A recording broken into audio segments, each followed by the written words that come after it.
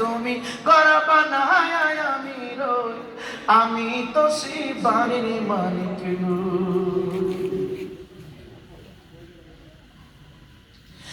নবী আমার তাকায় দেখলো প্রথম আসমানে সাথে মাথাটা লাগানো রে বাবা, পা দুইটা জমিনে। আমার নবীজি চক্ষু মোবারক বন্ধ করে দিলেন, ডাক ডাক নবী গো, ও মায়ার নবীজি, এটা হলো আমার নিকৃষ্ট স্বরূপ গো নবীজি।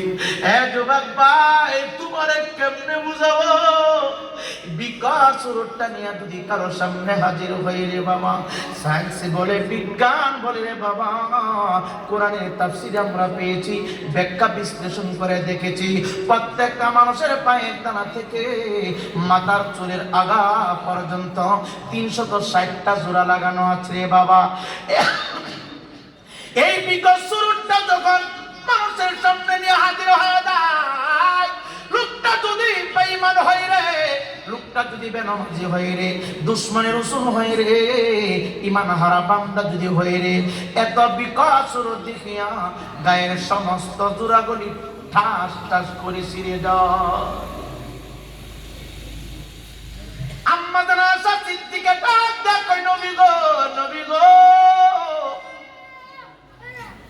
মরণের সময় মানুষের কষ্ট কেমন হয় আমার একটু দেখাইবেননি, আমার একটু দেখাইবেননি গো নবী।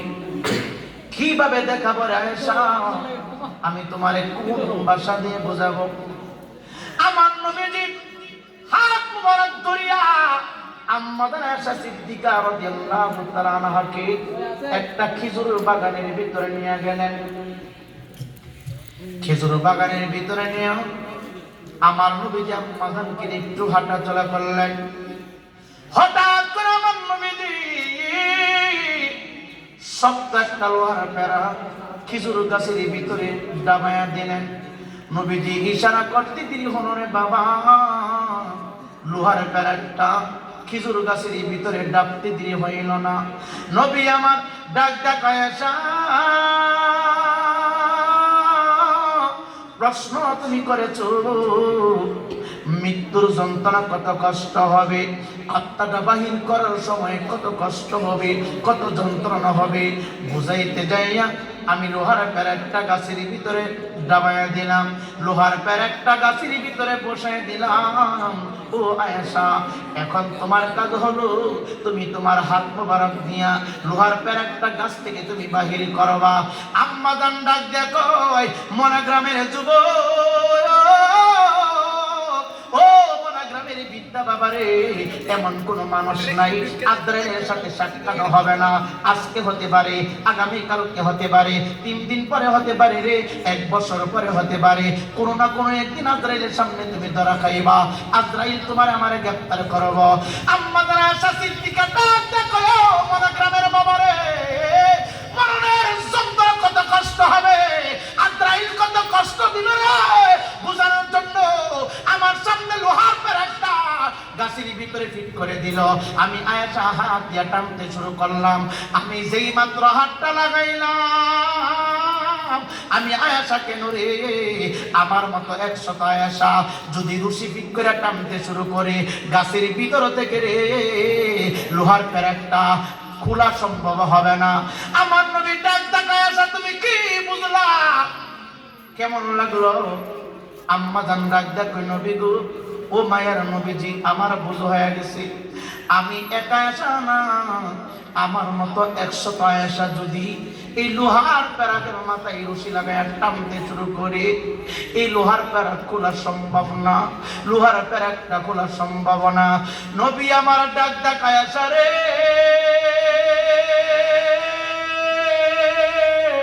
মালাকুল মউত আজরাইল উম্মতের দেহ থেকে যখন আত্মাটা বাহির করবে, তার চাইতে কোটি কোটি গুণে বেশি কষ্ট পাবে আয়েশা। যুবক ভাই, পা দুইটা গেলে আজরাইল ডাক ডাক নবী গো, আজকে নেওয়ার জন্য আসি নাই, আজকে আমি জান হরণের জন্য আসি নাই গো নবীজি, আজকে কাউকে গ্রেফতার করতে আসি নাই গো নবীজি, আজকে এসেছি ভালোবাসার কথা প্রকাশ করার জন্য। নবী আমার ডাক ডাক আজরাইল, তুমি কাকে ভালোবাসো, কাকে তুমি কষ্ট দিবা না, কারে তুমি কষ্ট দিবা জানতে চাই। আজরাইল আলাইহিস সালাতু ওয়াস সালাম ডাক দেখো নবী গো, মায়ের নবীজি, ও দয়ার নবীজি, যারা সকালবেলা ঘুম থেকে উঠিয়া আপনার মহব্বতে 10 বার দুরূদ শরীফ পড়বে, আবার সন্ধ্যার টাইমে 10 বার দুরূদ শরীফ পড়বে, দৈনিক যারা আপনার মহব্বতে 20 বার দুরূদ শরীফ পড়বে নবী, আমি ওই দূরত পণ্যের উম্মতকে কোনো কষ্ট দিব না। একটা শিশু বাচ্চা মায়ের স্তনে দুধ টানতে টানতে যেমন মায়ের কোলে ঘুমায়া যায়, আপনার আশিকের দেহ থেকে কোনো বিধি আত্মাটা ওইভাবে বাহির করব, আপনার দূরত পণ্যের উম্মতের কোনো কষ্ট হবে না, কোনো কষ্ট হবে না। চিৎকার দিয়ে কি আল্লাহু আকবার বলা যাবে না? এই জন্য দুইটা পায়ে দইরা শেষবারের মতো বইলা যাই রে বাবা, মরণটা কিন্তু বেশি দূরে না, মরণ প্রতিদিন আমাদের সামনে। যুবক ভাই দৈনিক 100 বার আজরাইল আলাইহিস সালাতু ওয়াস সালাম তোমার আমার চেহারাটা জিয়ারত করে, তোমার আমার দিকে তাকায়, শুধু হুকুমটা বাকি রে বাবা, সব সময় মৃত্যুর জন্য প্রস্তুত থাকবা, সদা সর্বদাই নবীর সুন্নাহ নিয়ে চলাফেরা করবা। কেন আমার নবী বলে, মান আহাব্বা সুন্নতি ফাকাদ আহাব্বানি ওয়া মান আহাব্বানি কানা মাই ফিল জান্নাহ, যারা আমার সুন্নাহকে ভালোবাসলো তারা যেন আমাকে ভালোবাসলো, আর আমাকে যারা ভালোবাসবে কানা মাই ফিল জান্নাহ, আমার সাথে তারা জান্নাতে থাকবে। চিৎকার দিয়ে কি আল্লাহু আকবার বলা যাবে না? আল্লাহু আকবার। এই জন্য এই সমাজের সমস্ত মানুষগুলোকে, সমস্ত মুরব্বী আপনাদেরকে অনুরোধ কইরা দেয়া যায়, বেশি বেশি করে নবীর নামের গান গাইবেন, বেশি বেশি করে দুরূদ ও সালাম পড়বেন। কোন মুফতি সাহেব কি বললো শোনার কোনো প্রয়োজন নাই। যতদিন বেঁচে থাকবেন নবীর পক্ষে থাকবেন, যতদিন থাকবেন রে মিলাদুন নবী পালন করবেন, যতদিন থাকবেন রে দাঁড়াইয়া দাঁড়াইয়া ইয়া নবী সালাম আলাইকা বলবেন, যতদিন থাকবেন রে নবীর মহব্বতের কারণে আপনাকে ঘর থেকে বাহির করতে পারে, আপনাকে বেদাতি বলবে, আপনাকে শিরকি বলবে, আপনি বলবেন দুনিয়ার সমস্ত কিছু আমি ত্যায্য পুত্র করতে পারি, দুনিয়ার সব ছাড়তে পারি, নবীর মহব্বত নবীর ভালোবাসা ছাড়তে পারি না। কথা বলেন ঠিক না বেঠে?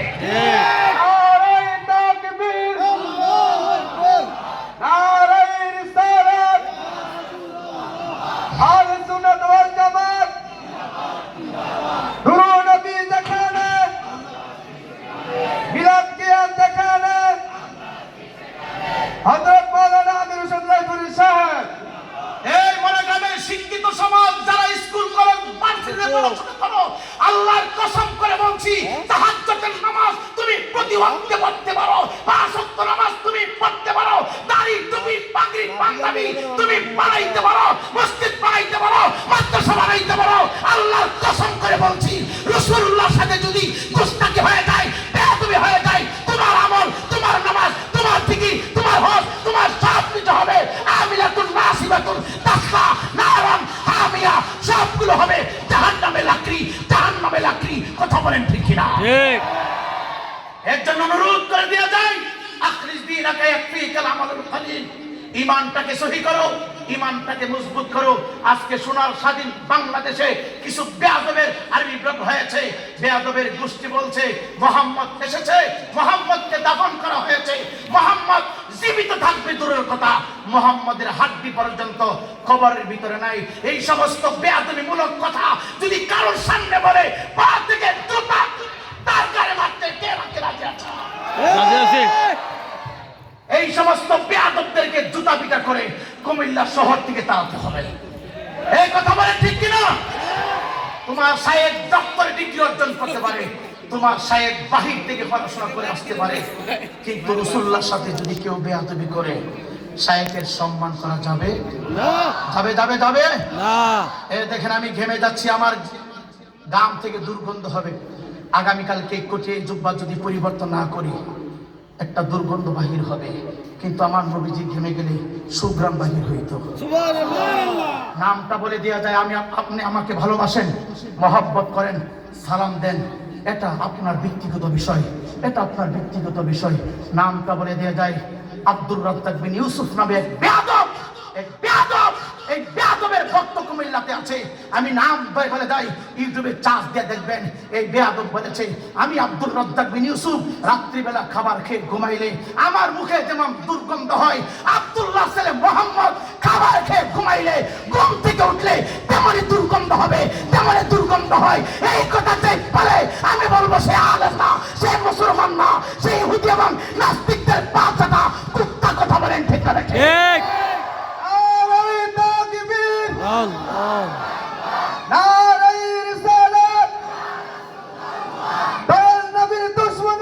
হুশিয়ার সাবধান, মিলাদ কামের দুশমনেরা হুশিয়ার সাবধান, নূর নবী দেখানে আমরা সেখানে মিলাদ কিয়াম দেখানে নূর নবীজির আলো। ঘরে ঘরে যাও। আপনারা কি রাগ করতেছেন, কষ্ট পাইতেছেন? তাদের মাথায় টুপি আছে, গায়ে পাঞ্জাবি আছে, মুখে দাঁড়িয়ে আছে, যে অন্তরে হুব্বে রাসূলুল্লাহ, এটা মানুষ হতে পারে না, এটা হাইওয়ান, এটা জানোয়ার। কথা বলে ঠিক না? যারা বলে রাসূলুল্লাহ জবান দিয়া দুর্গন্ধ হতো, এইগুলোকে আমরা মানুষ মনে করি না। আপনি আমার দাওয়াত দেন না দেন, এটা আপনার ব্যক্তিগত বিষয়। আল হাক্কু বুররুন, হক কথা বলতেই হবে। কথা বলেন ঠিক কিনা? এই আপনারা যাদেরকে মহব্বত করেন, ভালোবাসেন, ডক্টর মুজাফফর বিন মুহসিন, এই শয়তান বলেছে কোরআনে কারিমের মধ্যে নাকি ভুল আছে। নাউজুবিল্লাহ, আরো জোরে নাউজুবিল্লাহ। আরে ১,৫০০ বছরের ভিতরে কোন আলেম কোরআনে কারিমের ভিতরে ভুল ধরতে পারে নাই। আরে ১,৫০০ বছরের ভিতরে এই কোরআনের উপরে কেউ আঙ্গুল তুলতে পারে নাই, চোখ তুলতে পারে নাই। আর ডক্টর মুজাফফর বিন মুহসিন বলেছে এই কোরআনের সূরা বুরুজে নাকি ভুল আছে। যারা কোরআনের উপরে চোখ রাখে, কোরআনের উপরে আঙ্গুল তোলে, তাদের চোখ তুলে দিতে হবে, ঠিক তাদের হাত ভেঙে দিতে হবে, ঠিক তাদের কণ্ঠ স্তব্ধ করে দিতে হবে। ঠিক। রাসূলুল্লাহকে যারা আমাদের মতো বানাতে চায়, তাদের কণ্ঠ টান দিয়ে ছিঁড়ে ফেলতে হবে। ঠিক। কথা বলেন ঠিক না ঠিক? আমার নবী কয় আইয়ুকুম মিসলি, কে আছো আমার মতো? নবীর মতো কেউ নাই। কথা বলেন নবীর মতো? এটার ভিতরে কি আছে? পানি। কথা বলেন। কুমিল্লা শহরে 2015 সাল থেকে আমি আসি, আজ পর্যন্ত আসতেছি। অনেকগুলো প্রোগ্রাম এবছরও হয়েছে। প্রতি বছর 10-15টা প্রোগ্রাম আমি করি। আরো সামনে আছে, 7 তারিখ আছে, 25 তারিখ আছে, 9 তারিখ আছে। জোরে কোন মারহাবা। আরো প্রোগ্রাম আছে সামনে। প্রতিটা প্রোগ্রামে আমি বলি, বোঝানোর জন্য এটার ভিতরে কি আছে? পানি। কথা বলেন। এখন এখানে সকল শ্রেণীর মানুষ আছে, শিক্ষিত, অশিক্ষিত, আলেম, উলামা, যারা শিক্ষিত, তারপর ব্যবসায়ী, চাকরিজীবী, সবাই আছেন না কেন? আছে। যারা যাকে ভালোবাসেন কোনো সমস্যা নেই, কিন্তু রাসূলুল্লাহর বিরুদ্ধে যদি কেউ আঙ্গুল তুলতে চায়, যেই নবীর উসিলায় এত সুন্দর মসজিদ পেলাম, যেই নবীর উসিলায় দাওরায়ে হাদিস পেলাম, যেই নবীর উসিলায় ডবল টাইটেল পেলাম, যেই নবীর উসিলায় ফেকা পেলাম, যেই নবীর উসিলায় কথা বলার সুযোগ পেলাম, এই নবীর বিরুদ্ধে যদি কেউ আঙ্গুল তোলে, সমাজ সমস্ত মানুষ একত্রিত হয়ে তার আঙ্গুলটা টান দিয়ে ছিঁড়ে ফেলতে হবে। কথা বলেন ঠিক কিনা? আমার মদিনার নবী বলেন, বুখারী শরীফের হাদিস, লা ইউমিনু আহাদুকুম হাত্তা আকুনা আহাব্বা ইলাইহি মিন ওয়ালিদিহি ওয়া ওয়ালাদিহি ওয়ান নাসি আজমাইন।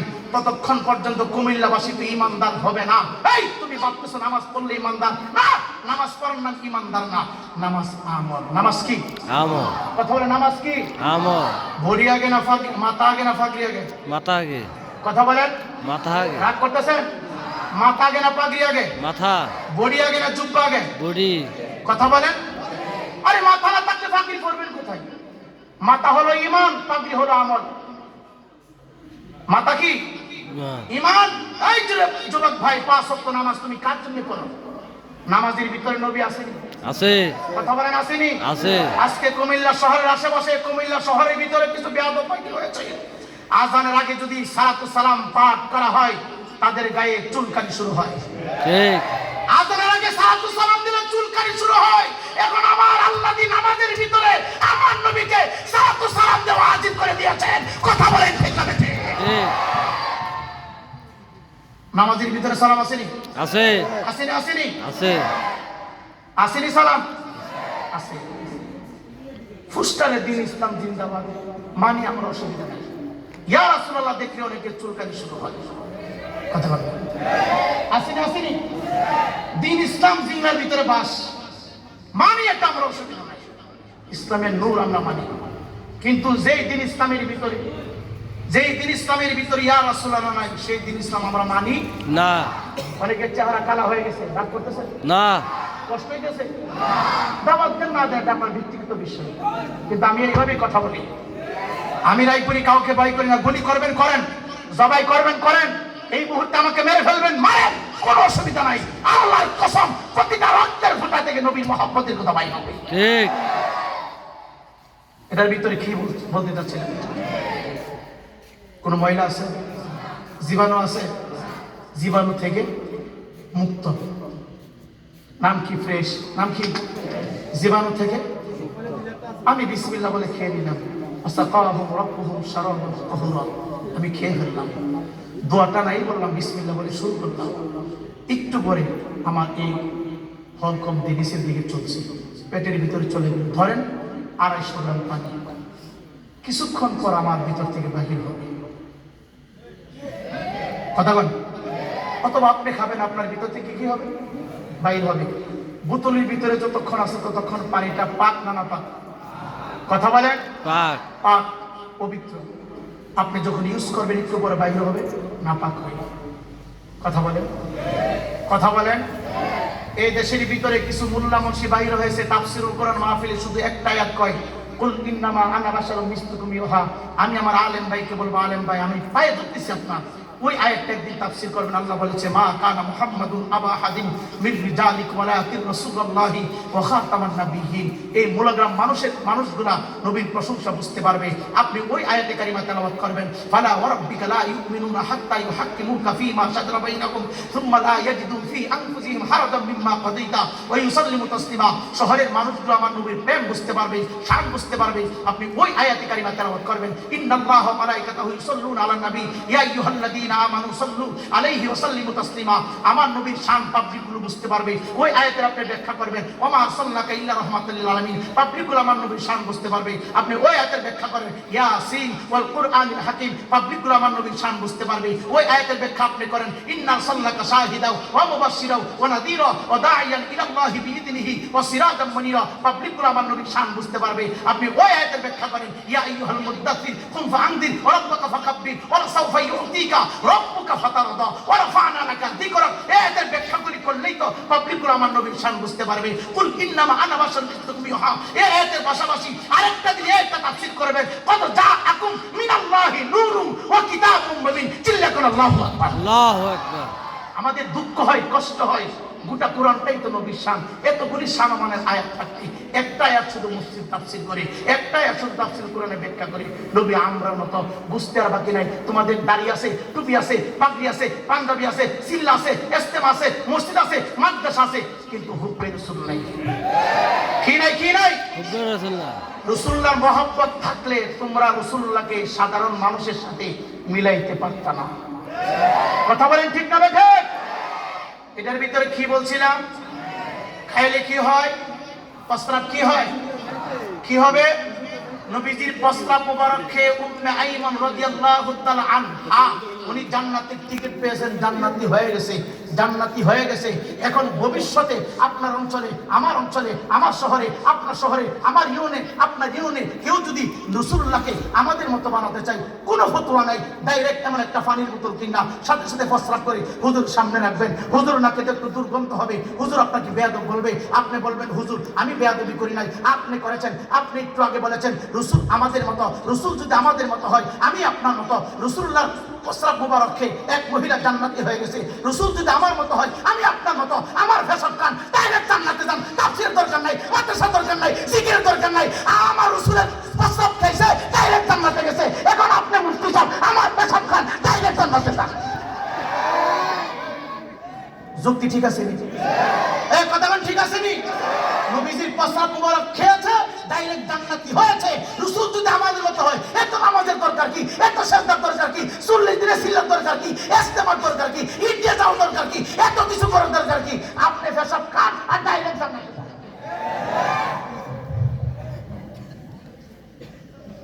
কথা বল না? ঠিক ঠিক। রাগ করলেন? কষ্ট হইতেছে? কিছু মানুষ দেখবেন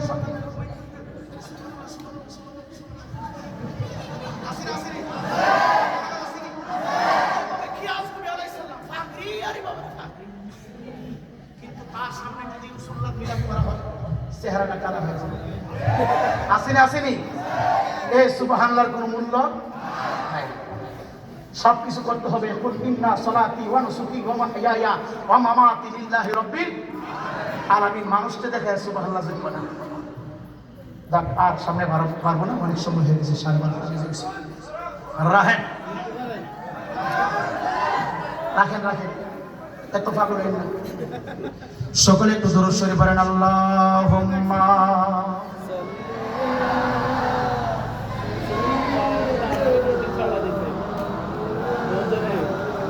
মুহাম্মাদ ওয়া আলা মাই কাজটা সার্ভিস বানাইছে করে দিন বিশ্বাস যাবো বিটকে দিছে। সকলে মহব্বতে পড়েন আল্লাহুম্মা মাইকে ভিতরে মিষ্টি সাউন্ড আছে বিটকে বাইরে কই মুহাম্মাদ ওয়া আলা আলি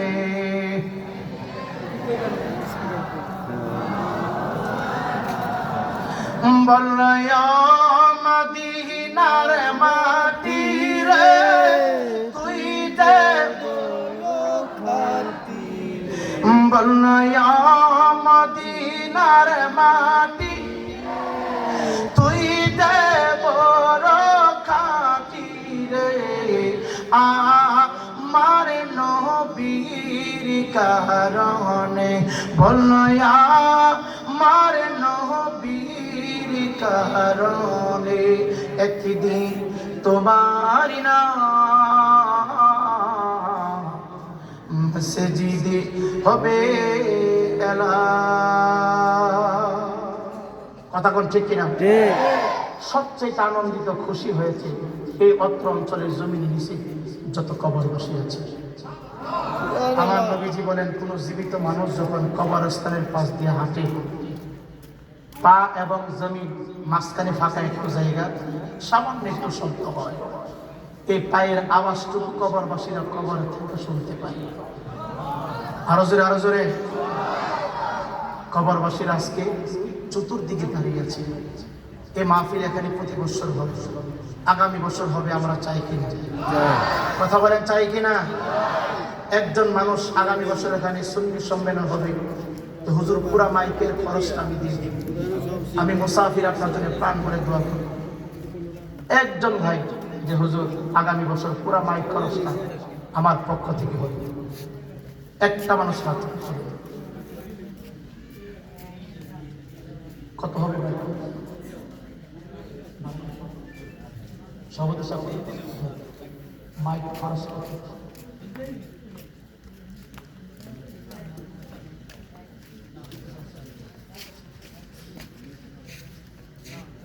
৳৭,০০০ দিবেন একটা মানুষ, একজন মানুষ। 11 মাস পরে এখন দিতে হবে না, প্রাণ করে আপনার জন্য দোয়া হবে। একটা হাত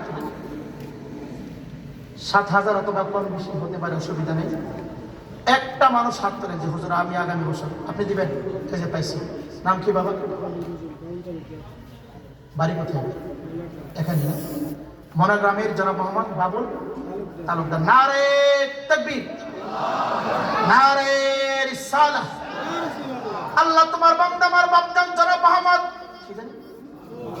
বাবুল তালুকদার সাহেব আগামী বছর প্রচার এবং প্রসারের জন্য পুরা মাইক খরচ দিবি। আল্লাহ তুমি কবুল করো, মঞ্জুর করো, হায়াত বাড়ায় দাও, রিজিক বাড়ায় দাও, জিন্দা মুর্দা মাফ করে দাও।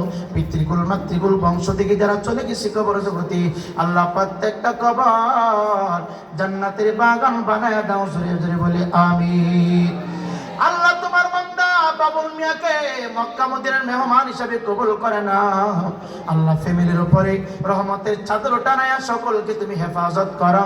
জোরে জোরে বলি আমিন। একজন মানুষ পুস্তকটা করে দেবেন, সুজনে আপনার নামটা থাকবে। ইয়া রাসূলুল্লাহ স্লোগানটা প্রচার এবং প্রসার উদ্দেশ্যে আপনি দিবেন। ভাই বাড়ি কোথায়? কি বলছে? নাম কি ভাইয়া? এরশাদ ভাই আহা বাজার ও বাজার সারাদের বাজার মরবি বাজার আয়া ফেলে টাকা আচ্ছা আয়া ফেলে